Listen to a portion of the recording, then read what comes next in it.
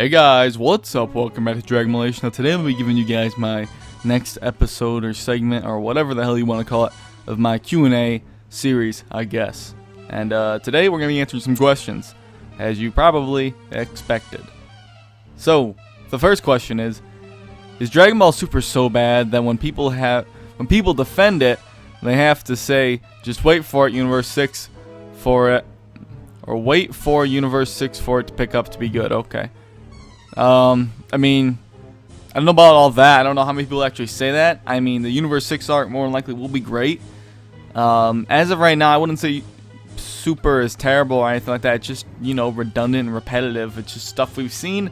Not necessarily bad, but it is a waste of time in some aspects. I've already talked about this in great length, so I'm not going to spend a whole lot of time on this.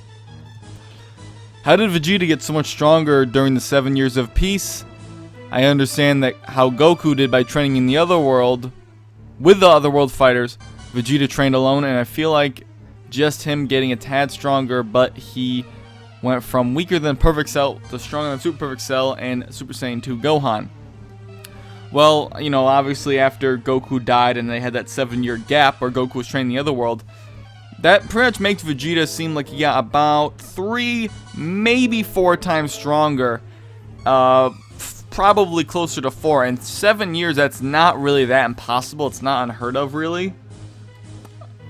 But I see where you're coming from, because he's pretty much about, as far as his base form, he's about as far away from Goku as he was before. So him and Goku kind of gained power at the same rate, but the gap between them were kind of similar, if that makes sense.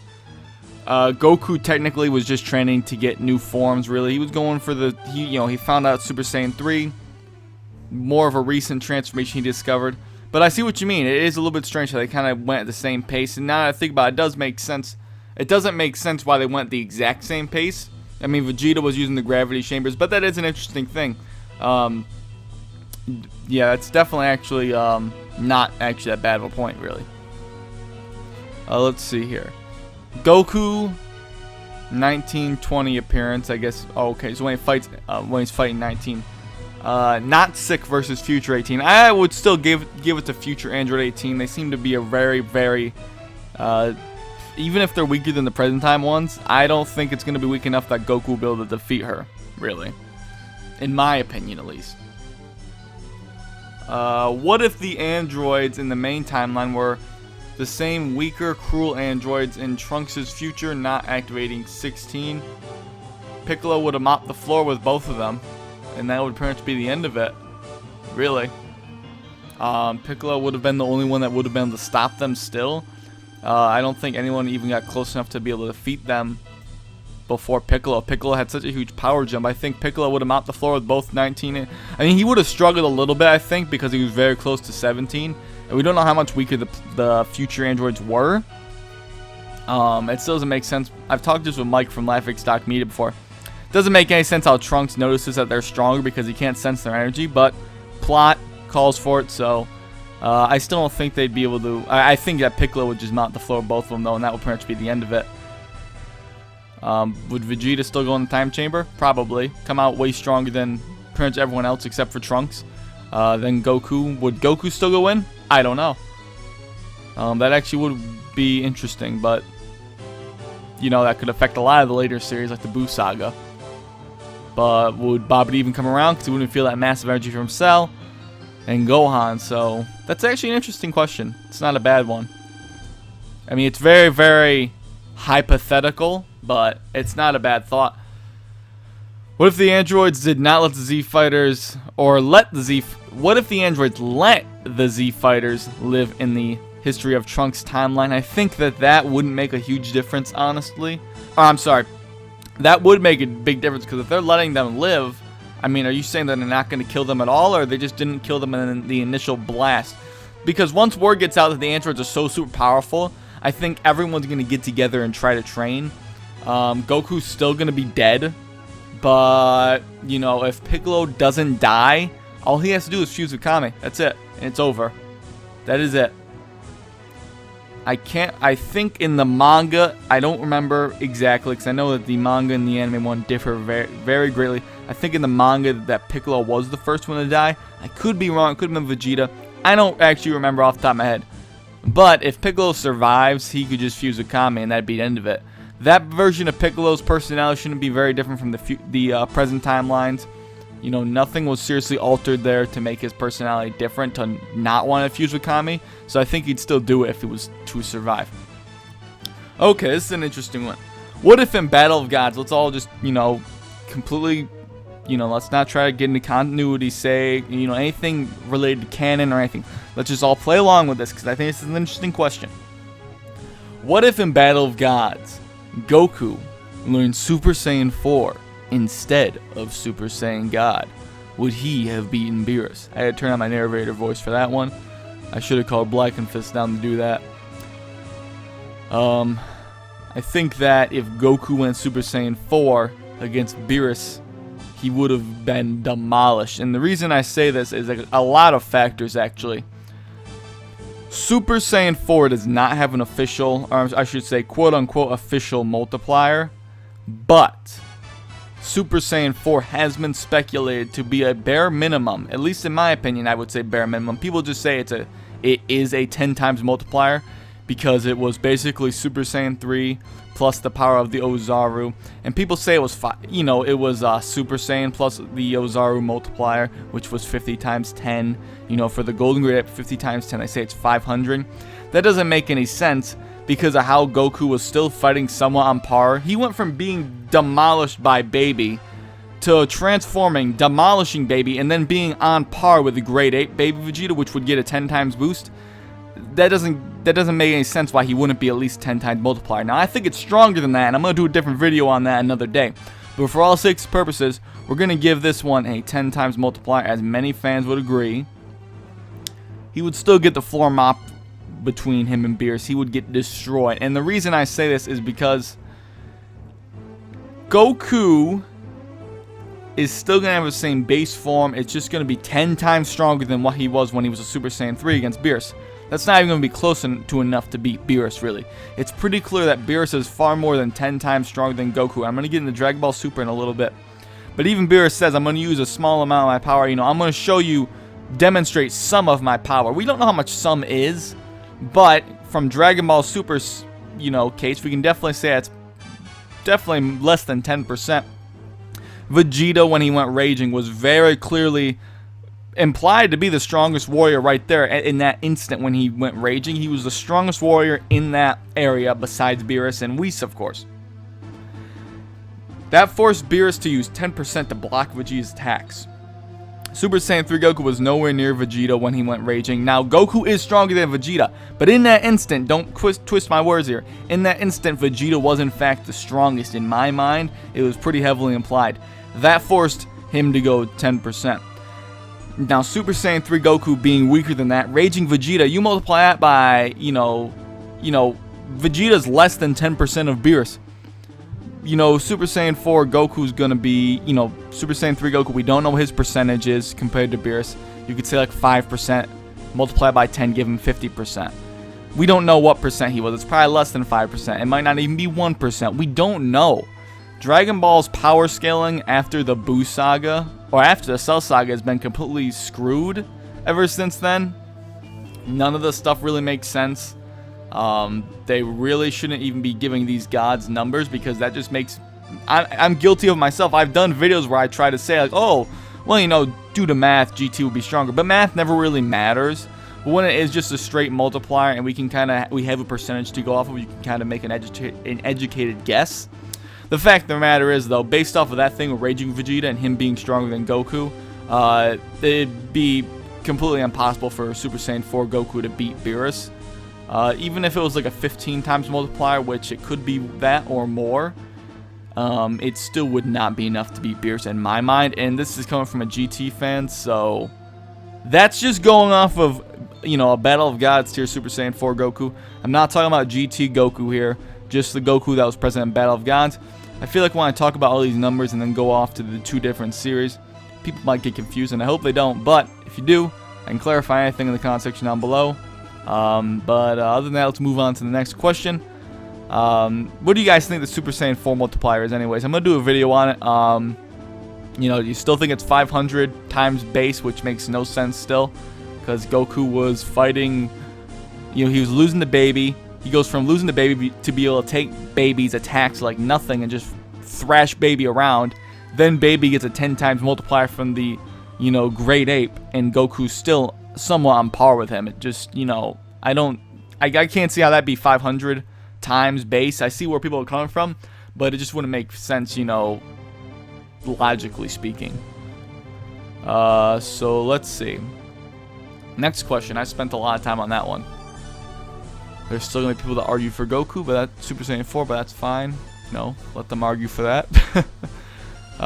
Is it possible for Super Saiyan 4 Gogeta to go Kaioken times 1 million?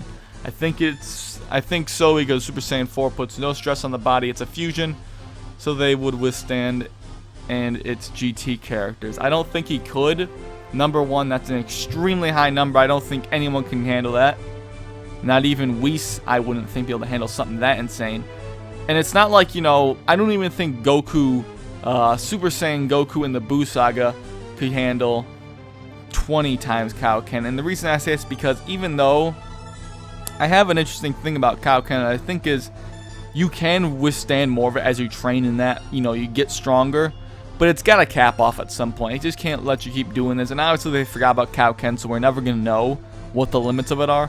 But I think it does cap off at some point, or it starts to dilute into how it starts to be harder to control. Higher tiers of it, obviously, increasing difficulties for each set. So if that makes sense, that probably just sounded like I said the same thing twice in a row. But number one, that number two, Super Saiyan 4 still puts stress on the body. Actually, it puts less than Super Saiyan 3, but it still puts stress on your body.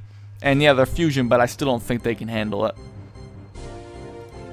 Super Saiyan 4 Gogeta versus Superman Prime 1 million. I think Superman would destroy him. Superman Prime 1 million is an insanely powerful character. People have to understand that, Dragon Ball characters aren't even the strongest anime characters. I said this before, and they really aren't even the strongest anime characters. So, it's not like it's a big deal. I think Goku, Goku has way more depth than Superman ever will as a character, in my opinion at least, from my perspective. But, it's not about being stronger for me. It's about being a better character, having a more, just a more engaging story for me, and that's just what Dragon Ball is. I'll always like it better than your traditional comic books, just because it has more depth to me. It doesn't borderline stupid a lot of times with the stuff they pull. They've done stupid stuff in Dragon Ball, but a lot of comic books have some stuff that I just can't even put up with in them. What if Goku went Super Saiyan 4 against Buu tanks? Would he have won? Similar thing to the Beerus thing. I think Goku would still lose, mainly because I said this before. Power scaling wise, Super Saiyan Gotenks post time chamber or room of spirit and time is stronger. He's at least as strong, if not stronger, than Super Saiyan 3 Goku. The reason I say this, if you guys don't already know, Gotenks, Goku said that Gotenks would be enough to defeat Fat Buu. That's before he even knew he had Super Saiyan 3, before the training, anything. Goku was stronger than Fat Buu, yes. So I put Super Saiyan Gotenks somewhere under, Goku in that range. If he can beat Fat Buu as a Super Saiyan, according to Goku, and Goku knows how strong Fusion is, he knows how strong Super Saiyan is, he's going to have a really good estimate there. Then you take them, go into the time chamber, they get way stronger. Piccolo's shocked at how much stronger they've gotten. I think they're at least as strong as Goku, if not much stronger than Goku Super Saiyan 3. There's still going to be people that argue this, and that's fine. I don't understand why they still argue it. There's no evidence to support Goku stronger, unless you're going by dub changes or filler. In that case, those are irrelevant. Then you put Super Saiyan 3 on that. Gotenks would be either 8 times or 10 times plus stronger than Super Saiyan 3 Goku. So, Mystic Gohan, Ultimate Gohan, Choi Gohan, Elder Kai Unlock Potential, whatever the hell you want to call him. I'll call him Mystic still, even though it's not even a dub term. I call him Mystic Gohan just because it sounds badass to me and a lot. And you guys still know what I'm talking about. If you guys are going to get butthurt that I use Mystic, then leave. But, what is going on with this Q&A today, man? I must be in a terrible mood. But, obviously, Ultimate Mystic Gohan, whatever you want to call him, clearly much stronger than Gotenks. Gotenks and Super Buu are around the same level. Super Buu was a little bit weaker than Super Saiyan 3 Gotenks. Gohan is much stronger than Buu. I think he's around 75% stronger than Super Buu, because when Buu tanks defuses, Goku says, oh, you've lost over a third of your power, Gohan can take you now.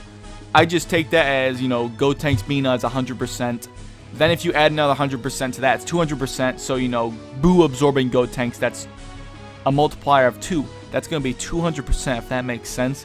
Take a third out of that, do a little bit more math.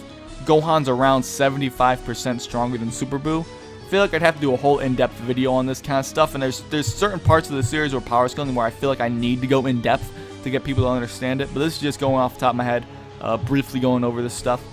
Gohan's about 75% stronger than Super Boo. Super Boo's way stronger than Goku. Gohan's way past that even. So if you put pretty much, let's just say they're both 10 times stronger than Goku, right? Gotenks is stronger than Goku by 10 times. Super Boo is stronger than Goku by 10 times. If you guys are still following me, I'm amazed. Again, if you have any problems, just comment down below. I know I kind of talk kind of fast. When I put together a video, it'll be way more clear. Gotenks is 10 times stronger than Goku. Boo is 10 times stronger than Goku. Bare minimum, that's what I say. Put those together, that's 20 times the strength of Goku. You know, Super Saiyan 4 Goku is a 10 times multiplier. That would be 10 times the strength of Super Saiyan 3 Goku. That'd be half of Boo Tanks' strength. It wouldn't even be close. Now, Super Boo, I still don't even think Goku could beat. Because remember, I say bare minimum he's 10 times stronger than Goku. But in reality, since we can't actually estimate how much stronger Gotenks got, he probably got stronger than the bare minimum. So I think that even Super Boo will be able to beat Super Saiyan 4 Goku from the Boo Saga, if that makes sense. This all sounds, when it comes out of my mouth, it sounds like diarrhea and it sounds like it's confusing. But whenever I say this, no one ever seems to have a problem understanding it. So I guess that works out, but that's my elongated answer for this one. Let's see, and I think we can end it off on this one here. What if androids 13, 14, and 15 were released in the hot timeline when Gohan and Trunks were fighting androids? And what if they... I guess they mean, what if they were against 17 and 18 for killing Jiro? Would they have won? If they fuse into, you know, Super Android 13, it's all over. That's basically the end of it.